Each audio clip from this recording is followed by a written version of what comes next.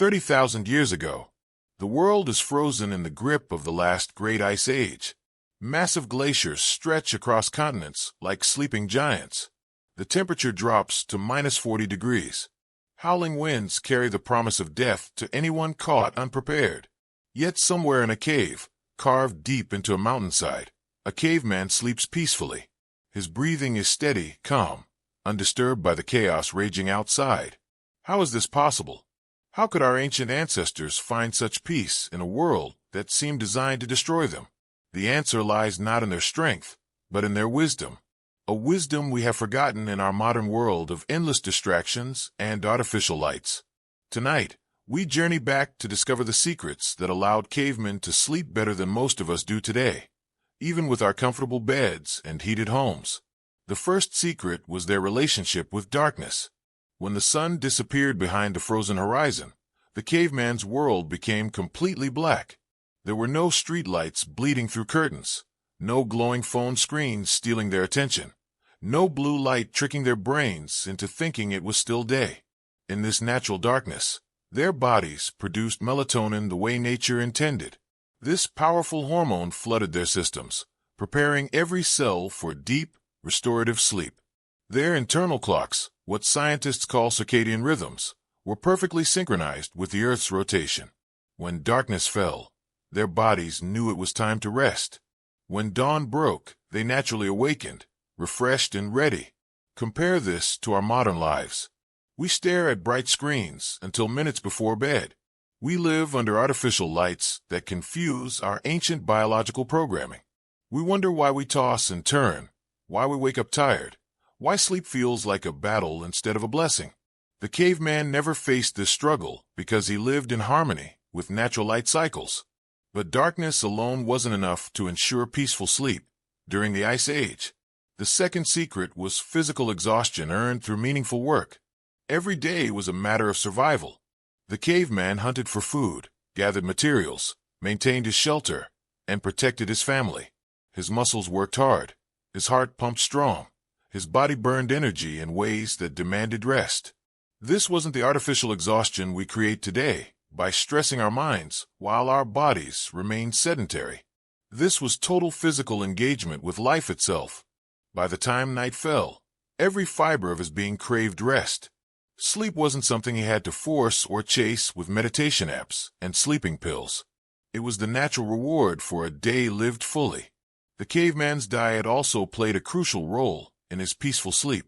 He ate what the earth provided, fresh meat rich in protein, wild plants bursting with nutrients, berries sweetened by nature alone. His meals were simple but complete, giving his body exactly what it needed to repair and restore itself during sleep. He never consumed caffeine that would keep his nervous system alert hours past bedtime. He never ate processed sugar that would spike his blood glucose and crash his energy levels. He never filled his stomach with artificial chemicals that his ancient digestive system couldn't recognize or properly process. His last meal came hours before sleep, allowing his body to focus on restoration rather than digestion. In the quiet darkness of his cave, his organs could rest, his muscles could rebuild, his mind could process the day's experiences without interference from foreign substances. The caveman's sleeping environment was another key to his peaceful rest. His cave provided natural insulation from the harsh elements outside. The thick stone walls absorbed sound, creating a quiet sanctuary where only the gentle crackling of a dying fire could be heard. The temperature remained steady, neither too hot nor too cold, allowing his body to find its optimal sleeping state. But perhaps most importantly, his cave felt completely safe. He chose locations that were defensible, often high up on cliffs or deep within mountain faces where predators couldn't easily reach. He knew every entrance, every escape route, every sound that belonged and every sound that meant danger. This sense of security allowed his nervous system to truly relax. His body didn't need to maintain the hypervigilance that kept him alive during dangerous daylight hours. In his cave, surrounded by family, protected by carefully chosen geography, he could surrender completely to sleep. The caveman's relationship with stress was fundamentally different from ours. Yes, his life was dangerous. Yes, he faced threats we can barely imagine. But his stress came in intense, short bursts followed by complete resolution. He either escaped the saber-toothed tiger, or he didn't. He either found food, or he went hungry. His problems had clear endings. We, on the other hand, carry chronic stress that never fully resolves. We worry about deadlines that stretch months into the future. We stress about money problems that have no immediate solution. We carry the weight of global news, social media drama, and endless responsibilities that follow us into bed each night.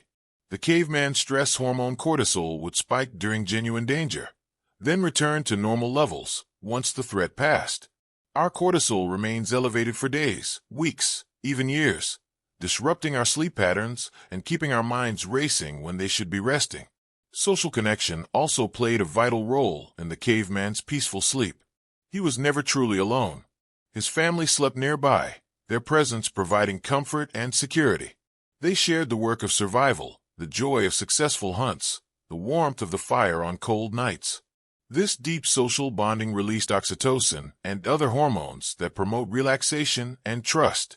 The caveman fell asleep knowing he was part of something larger than himself, that others would watch over him while he rested, that he belonged to a community that valued his contributions. Many of us today go to bed feeling isolated despite being more connected than ever through technology. We have hundreds of social media friends, but no one to share our deepest fears with. We live in apartments surrounded by neighbors we've never met. We fall asleep alone with our anxieties. Our phones are only companions in the darkness. The caveman's relationship with time was perhaps his greatest advantage. He lived completely in the present moment. When hunting, every sense focused on the task at hand. When gathering food, his attention was fully engaged with finding the best plants, the ripest berries, the clearest water. He didn't replay conversations from last week or worry about what might happen next month. His mind wasn't split between multiple tasks and responsibilities. When the time came to sleep, he could transition completely from wakefulness to rest without carrying the mental baggage that keeps us staring at the ceiling. His days followed natural rhythms that aligned with his biology. He woke with the sun because light naturally suppressed his melatonin production. He ate when hungry, rested when tired, worked when energy was high. He didn't fight against his natural cycles with artificial stimulants and arbitrary schedules. The caveman also understood something we've forgotten: the power of ritual and routine. Each evening followed a similar pattern. The fire was built or maintained. Food was prepared and shared. Stories were told that connected the day's experiences to larger meanings. Tools were checked and prepared for tomorrow's challenges.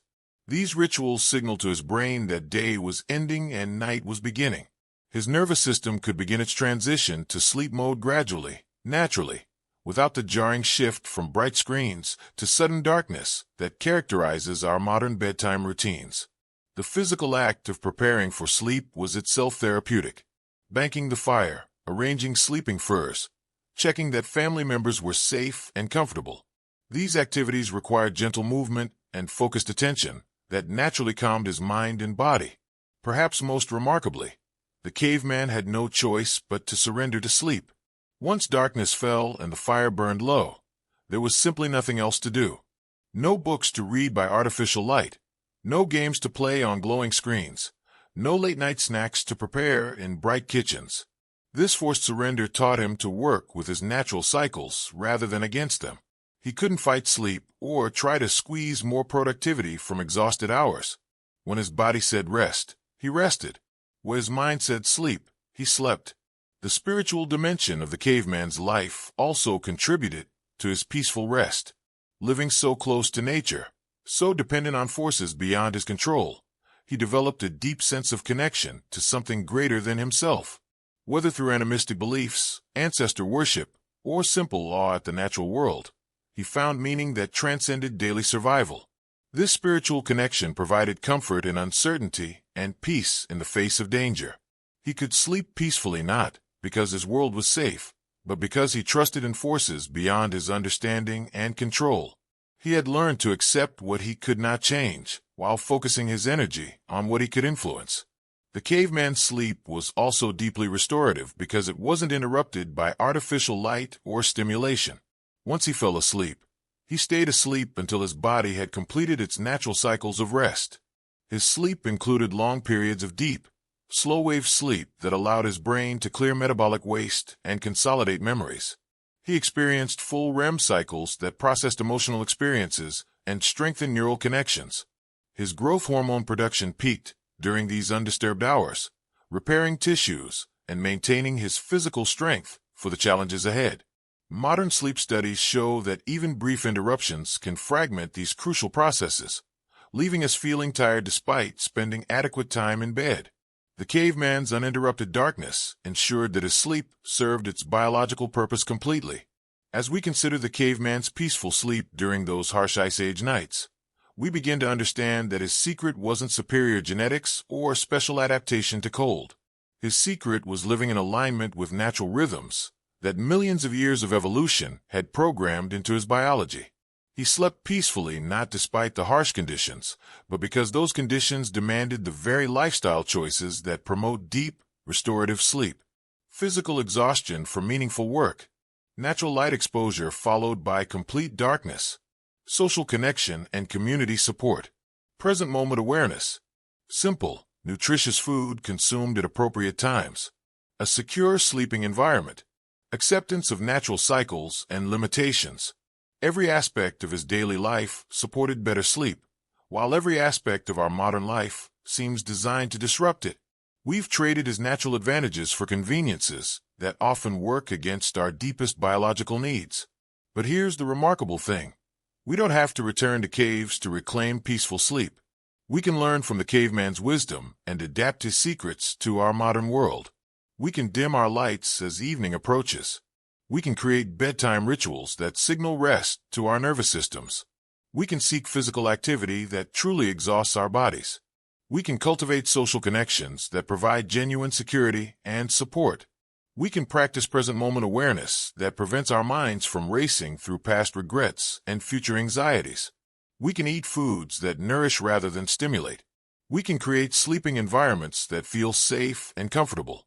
Most importantly, we can learn to surrender to sleep rather than fighting against our natural cycles. The caveman slept peacefully during harsh Ice Age nights because he lived in harmony with forces greater than himself. In our climate-controlled, artificially lit, constantly stimulated modern world, we've gained comfort but lost wisdom. We have beds the caveman could never imagine, yet we sleep more poorly than he ever did. The harsh Ice Age nights that we see as obstacles were actually the caveman's allies. They enforced the darkness his body needed. They demanded the physical preparation that exhausted his muscles. They required the social cooperation that calmed his mind. They imposed the natural rhythms that synchronized his internal clock. His peaceful sleep was not in spite of the harsh conditions, but because of them. The Ice Age night was not his enemy, but his teacher, showing him how to live in harmony with natural cycles that still govern our biology today. As you prepare for sleep tonight, remember the caveman in his cave.